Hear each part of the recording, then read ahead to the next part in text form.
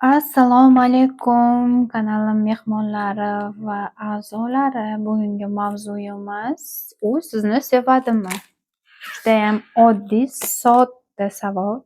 U sizni sevadimi? Rostdan sevgi bormi? Uni qalbida, yuragida sevgi bormi? Yoki u shunchaki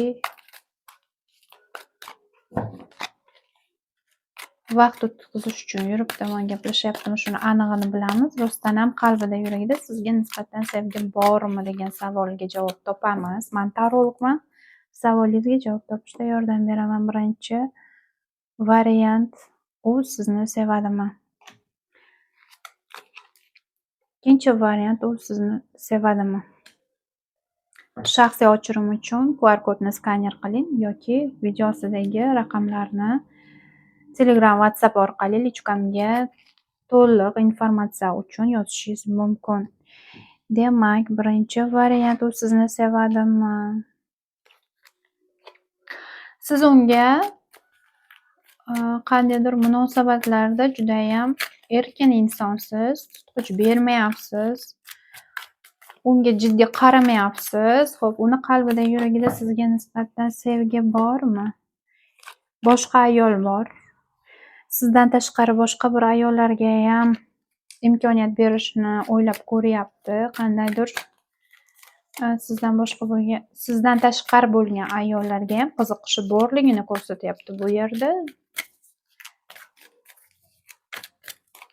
Xo'p, u sizni sevadimi? Sevadimi? Bu inson moddiy tarafga qiziqqan inson. Bu inson uchun sizni moddiy holatingiz judayam qiziq. Moddiy holatdan kamida unga to'g'ri kelasizmi yo'qmi uni bilishi kerak yoki qandaydir siz bilan munosabatga kirishdan oldin sizni moddiy holatingiz bilan qiziqyapti. Bilmadim nimaga, sizni uzoqdan kuzatyapti. O'ziga ishonchi baland, o'zini hobbisiga, o'zini qandaydir qiziqishlariga ega inson sifatida turibsiz. Bu yerda finansiy holatda ham judayam o'ziga ishongan, xizmatida qandaydir insonlarni ishlata oladigan inson sifatida turibsiz va bu narsa bu insonni e'tiborini tortyapti.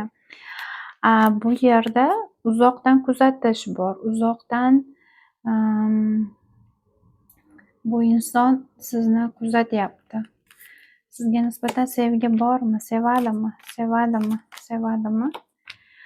Bu yerda ham mana shunday uzoqdan kuzatish, bildirmasdan kuzatish, siz to'g'ringizda qandaydir informatsiyalarni to'playotgan bo'lishi mumkin. Sizga bildirmay kuzatayotgan bo'lishi mumkin. O'tmishidagi qandaydir ayolni eslayotgan bo'lishi mumkin. Yuragini parchalab ketgan va hozirgi vaqtda qandaydir xotiralarni tashlab ketgan inson bilan bog'liq qandaydir mana shunaqa vaziyatlarni eslayapti, o'ylayapti. Shu insonga solishtiryapti. U hayotidan chiqib ketgan ayol bo'lgani bilan u insonni kuzatyapti. Yuragini parchalab ketgan inson bor ekan. Yoki aksincha, siz uni yuragini parchalab ketgansiz. Hozirda boshqa bir ayolga qandaydir imkoniyat beraymi, bermaymi deb shunaqa narsani o'ylayotgan bo'lishi mumkin. Sizni bildirmasdan o'zingizga kuzatayotgan bo'lishi mumkin.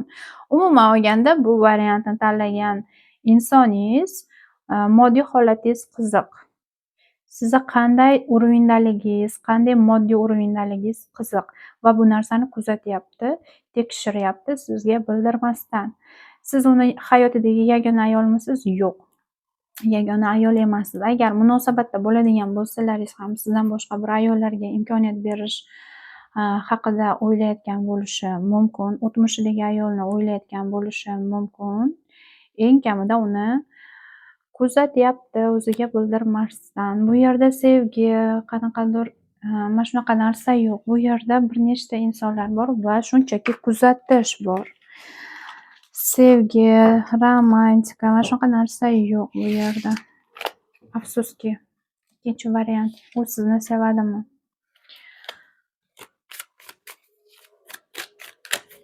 U sizni sevadimi?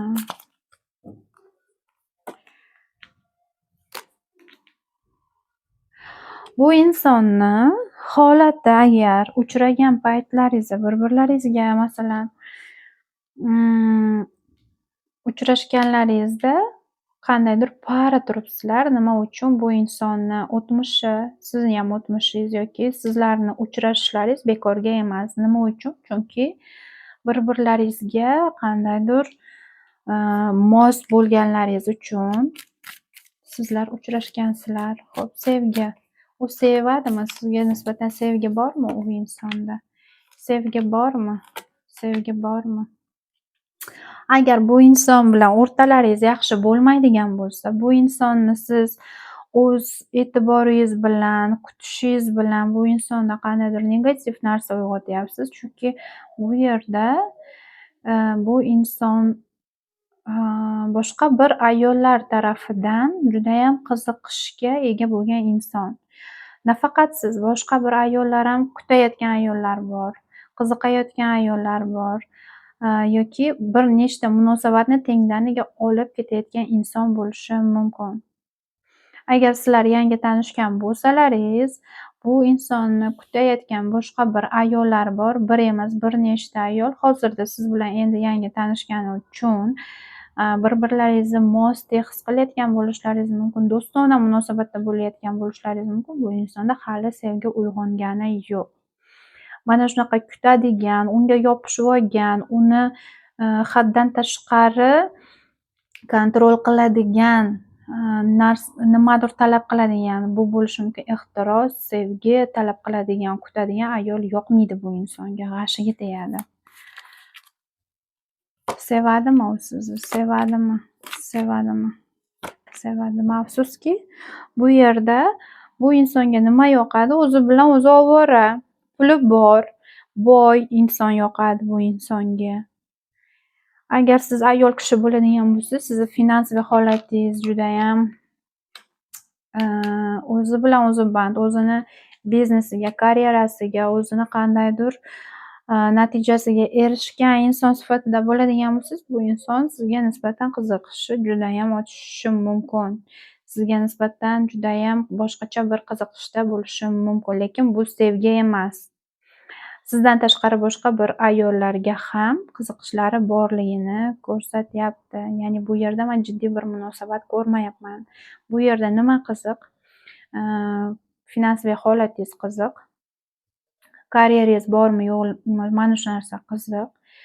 Va hirsiy tarafdan bu insonga yopishib olgan, nimadir talab qilayotgan, kutayotgan, mana shunaqa inson, ayol kishi bu narsa yoqmaydi, negativ narsa uyg'otadi bu insonda. Bundan tashqari bir nechta ayollar bilan qiziqishlari bor inson sifatida tushyapti. Shuning uchun ham hali bir qarorga kelmagan, aniq bir qarori yo'q. Jiddiy sevgi to'g'risida o'ylayotgani yo'q. Bu yerda sevgi yo'q. Keyingi videoda ko'rishguncha.